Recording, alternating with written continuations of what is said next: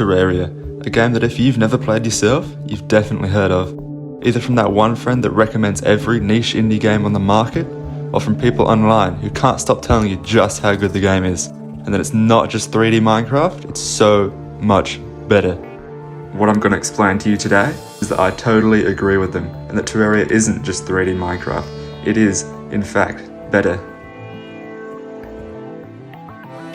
Terraria first began development in early 2011 by Relogic's president and founder Andrew Spinks, known online by the name Redigit, or more simply, Red.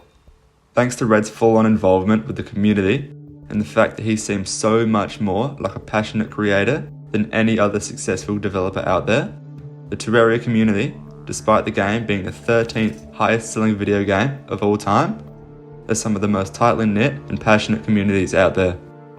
And while a passionate creator sets a foundation for a franchise to grow and develop, a soundtrack, more often than not, is the glue that holds the game together, and a factor that separates a boring, uninspired video game franchise from legendary games loved by millions.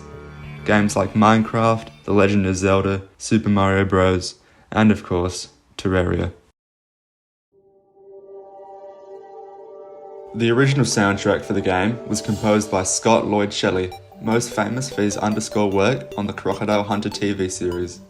And if you've ever listened to his soundtracks, or, played Terraria, you would know its soundtrack absolutely brings this game to life, and is a large reason as to why itself and Minecraft never seem boring or empty, despite their intentionally basic graphics.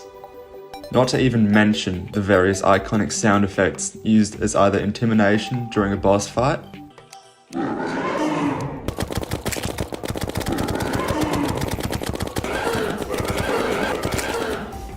or just something goofy to relive the stress of being absolutely crushed by boulders and dart traps every time you enter a cave.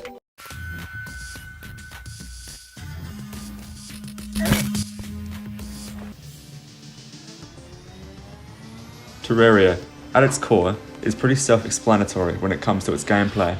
You build, you collect ores and materials with the occasional chest along the way, and you fight bosses. And while yes, this does sum up most of Terraria's core gameplay, the game is so much more complex than you would expect from a 2D sandbox game. I mean seriously, you go from fighting slimes and floating eyeballs with a boomerang, to fighting a literal god with a sword that fires cats. Or, if you feel like it, a banana. But while Terraria's combat is easily its selling point, and the reason most players love the game so much, I've been leaving out Terraria's main source of replayability: building. Being a two-dimensional game, you would expect the building in a game like Terraria to be extremely limited and uninteresting. But in reality, building is one of Terraria's most entertaining features, and despite having limited potential, some of Terraria's greatest builders have persevered and built stunning pieces of art with seemingly so little to work with.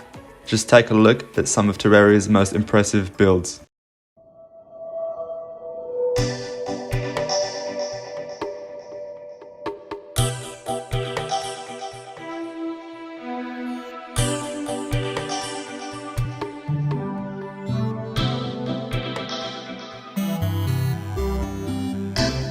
As of October 2023, Terraria has been receiving consistent gameplay updates and bug fixes ever since its initial release in May of 2011. And because of this constant support for a game loved by developers, fans always have new material to work with, whether it be a new weapon, accessory, armor set, or even a new custom seed for even more in-game possibilities. In fact, currently in the community, these custom seeds have been widely accepted and loved by the franchise for their sheer enjoyability that comes with playing this game in a unique way, either through enhancing your experience with the celebration seed, which paints your world in a bright birthday-themed colour scheme, or absolutely torturing yourself with the For the Worthy seed, which, if for some reason Master Mode is too easy for you, will be one of the most difficult challenges in all of gaming. I mean, even the bunnies are strapped with explosives.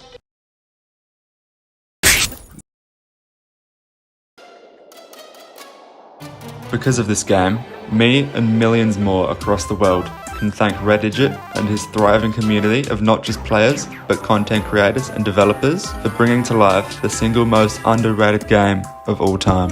And if this video taught you anything, it should be that even though Terraria's support may not be a reality for much longer, thanks to every update in the past year being the presumed final update, now is the perfect time to start playing, and that I highly recommend you at least give it a try. Because if you're anything like me, it'll be well worth the price tag, and well worth the time you need to invest into it. This has been Terraria, the most underrated game of all time. Hey guys, thanks for watching my first video. If you want to support me and my dream of making it big in the world of video essays, it would help a ton if you dropped a like, sub, or even a comment telling me your thoughts on the video. Anyway, that's all for today. See you soon.